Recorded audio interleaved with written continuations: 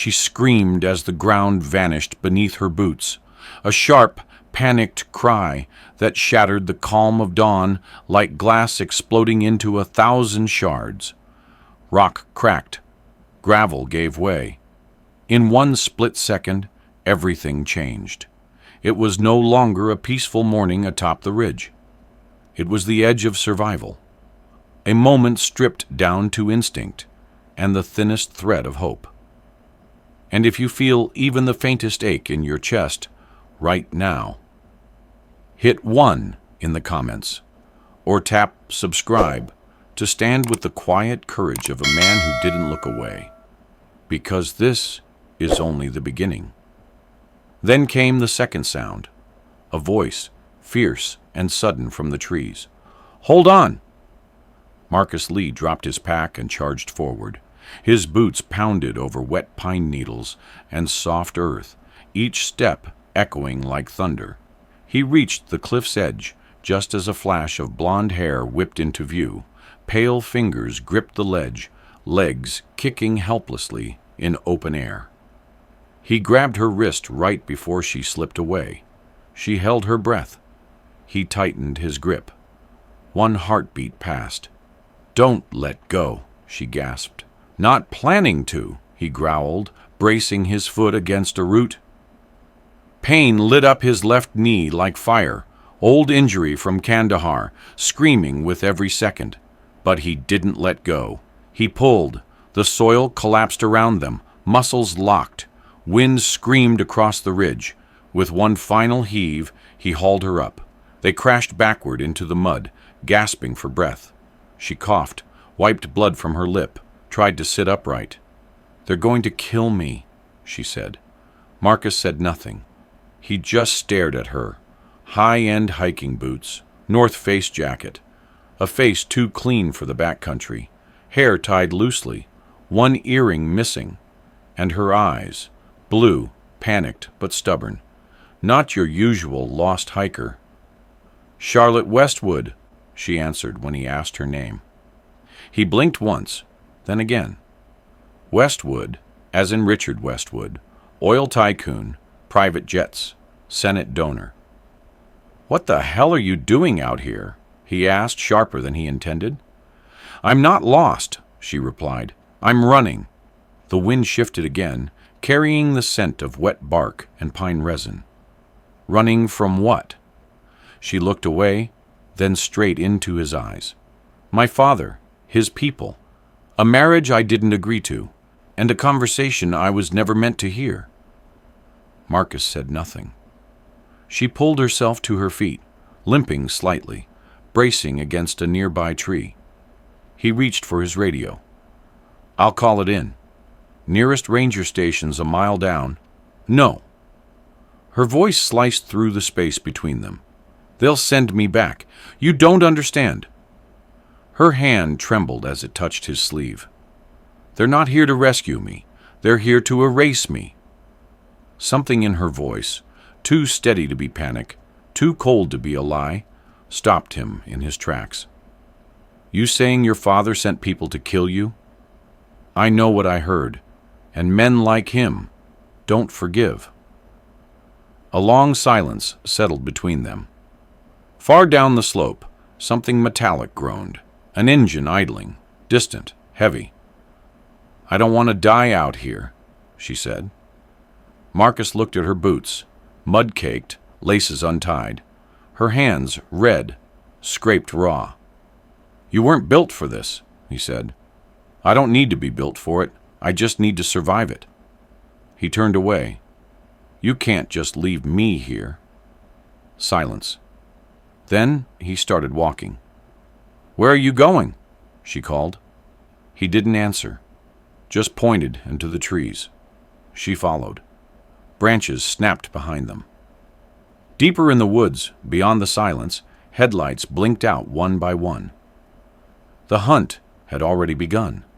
The trees swallowed them. Thick trunks, wet pine, the sharp scent of sap. Charlotte struggled to keep up, her breath ragged, every step catching on roots and rocks. Marcus didn't slow down. He moved like he knew the forest by heartbeat, not by map. She opened her mouth to speak, then closed it. It wasn't the time. They reached an old ranger outpost, long abandoned, roof half caved, but walls still standing. Marcus pushed open the warped door and checked the corners. Clear. He tossed her a canteen, then sat against the wall, silent. She drank, hands trembling. "How long will we stay here?" she asked. "Long enough," he said. Then nothing. The silence stretched. Rain began tapping the tin roof. She leaned forward, voice lower now. "I overheard a call. My father, 2 men I didn't recognize. They were talking about a land deal, something about Yosemite, turning parts of it into private resorts. And then I heard my name." Marcus glanced at her. "What did they say?" "They said I'd seen too much, that I needed to be moved." Handled, she swallowed. "They were going to send me to Dubai for a while, marry me off to some oil partner's son. I ran the night before." Marcus nodded once. He'd heard enough to believe her, and too much not to act. Later, while she slept curled on an old cot, he stepped outside. The forest was too quiet. No bird song, no rustling. Wrong. He scanned the ridge. Nothing. But his gut twisted like in Afghanistan before an ambush. At sunrise, they moved again. Deeper. She was slower now, cold, foot sore. Still, no complaints. That earned a flicker of respect. Midway down a deer trail, Marcus stopped. A red dot blinked on her backpack strap. He yanked it off, found a tracker sewn inside. She stared at it, stunned. "They tracked me through this?" "You wore it the whole time," he said. "Who packed your bag?" "My father's assistant." She cursed under her breath. He smashed the tracker with a rock and buried it under leaves.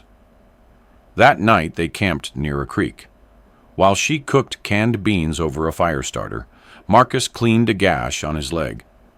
"That limp?" she said. "Combat?" He nodded. "Kandahar, 2012. Took a blast. Walked 2 miles to get help. Haven't walked right since." She said nothing. Then softly, "You don't talk much." "Most things worth saying don't need volume." She stared into the flames. "You think they'll find us?" "They're already looking." "So we run forever?" "No," he said. "We flip the script." The next morning, Marcus climbed a high ridge alone and found tracks, deep tire prints, fresh and too close. He returned to find Charlotte pale, holding a photo she'd pulled from a hidden pocket.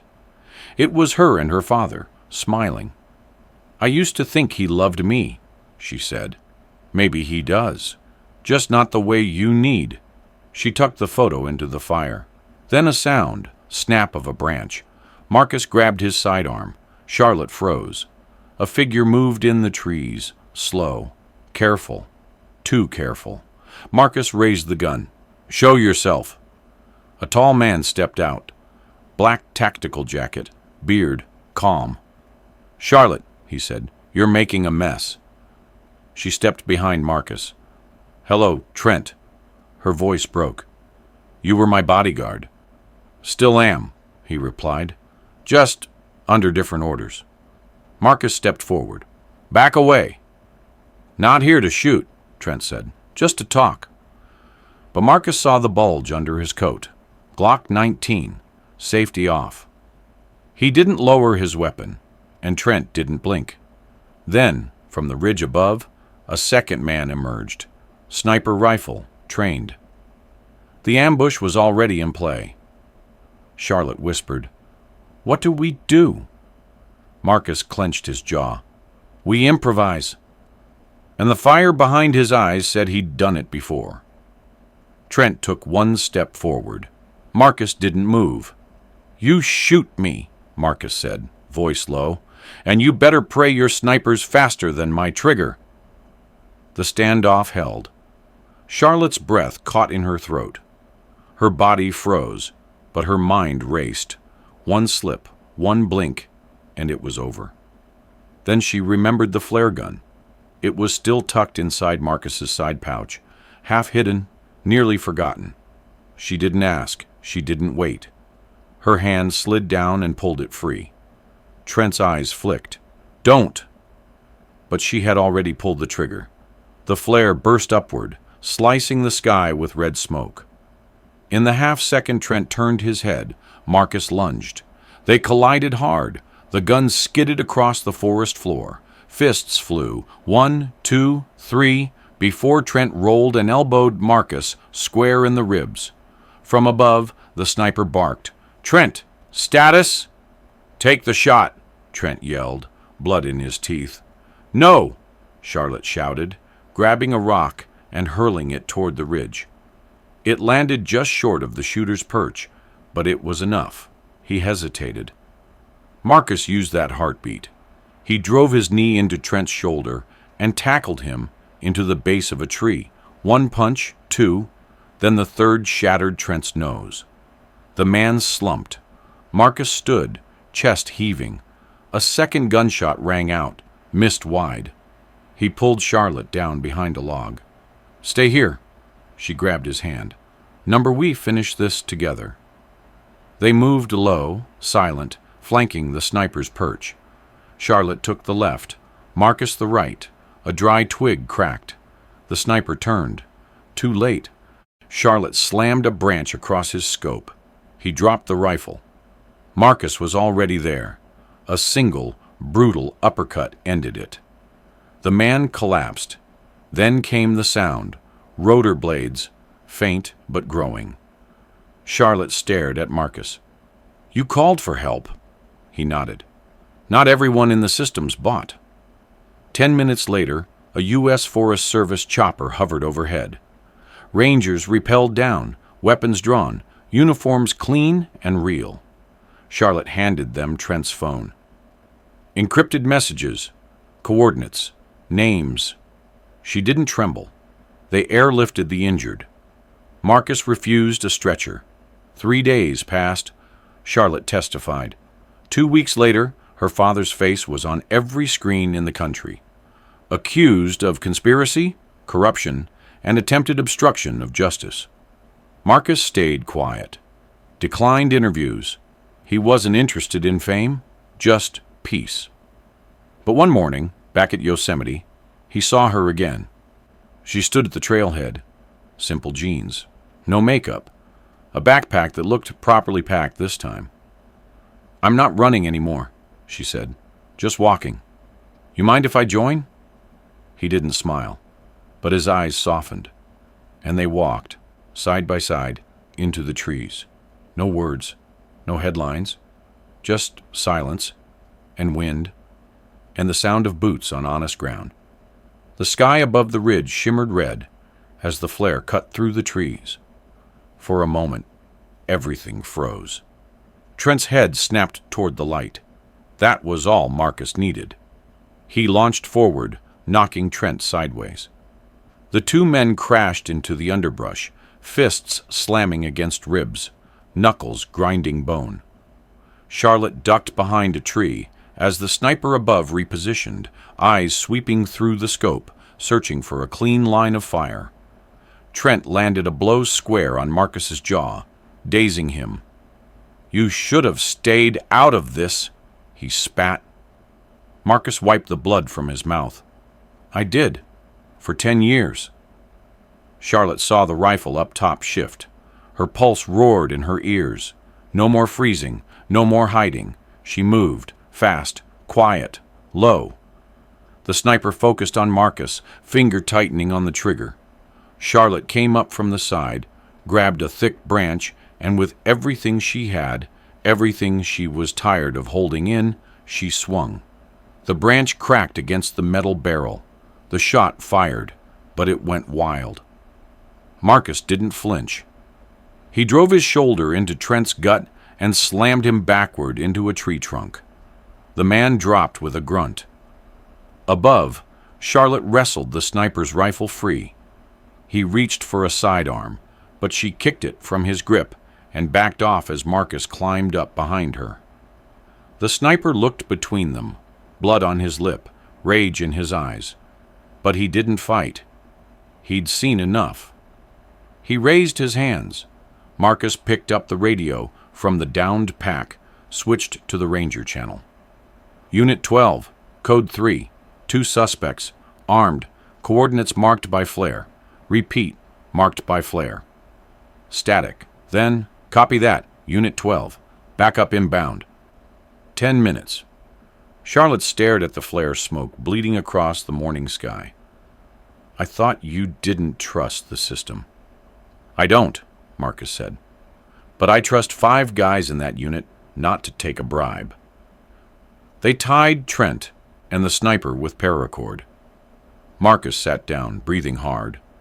The adrenaline crash hit like a wall. His leg throbbed. Charlotte handed him a bottle of water. He drank in silence. You saved my life again, she said. He glanced up. Wasn't just yours at stake? Her voice dropped. You still could have walked away. I've walked away before, he said. Didn't like where it took me. From their ridge, they could see the narrow trail Charlotte had used when she first ran. From her father, from the people watching her every move. Now that trail looked small, far, powerless. Below, the faint whump of helicopter blades grew louder. Charlotte didn't look away from the sky. If I go with them, it all becomes public. My father, he'll burn. Marcus didn't offer comfort, just said the truth. Maybe it's time. She nodded, jaw tight. You'll be okay? I was before you fell off a cliff and ruined my week. She laughed just once. Can I see you again? He didn't answer right away. Depends where you go next, he said. Somewhere honest, she replied. When the Rangers arrived, they found Charlotte and Marcus sitting side by side, the 2 men in zip ties at their feet, and a trail of red smoke still curling into the wind. Charlotte stood in the center of the ranger station, hair pulled back, face bare, no security detail in sight. The agents from D.C. were already there. Suits, files, a recording device placed neatly on the metal table. One of them leaned forward.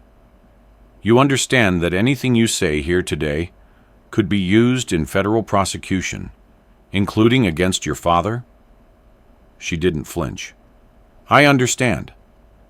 Outside, Marcus sat on the station steps, hands clasped between his knees. A bandage wrapped his left arm. The sun was just beginning to burn off the morning mist. He wasn't used to waiting. Not in war, not in life. But now it felt right to stay still, for her. Inside, Charlotte spoke clearly, one detail at a time. The night she overheard the call, the names, the coded language about removing obstacles, the location of the backup servers. She slid Trent's phone across the table, unlocked. Everything's on there, she said. Text chains, GPS trails, payout schedules. The agent asked, Do you believe your father orchestrated this personally? Charlotte's voice cracked for the first time. Yes.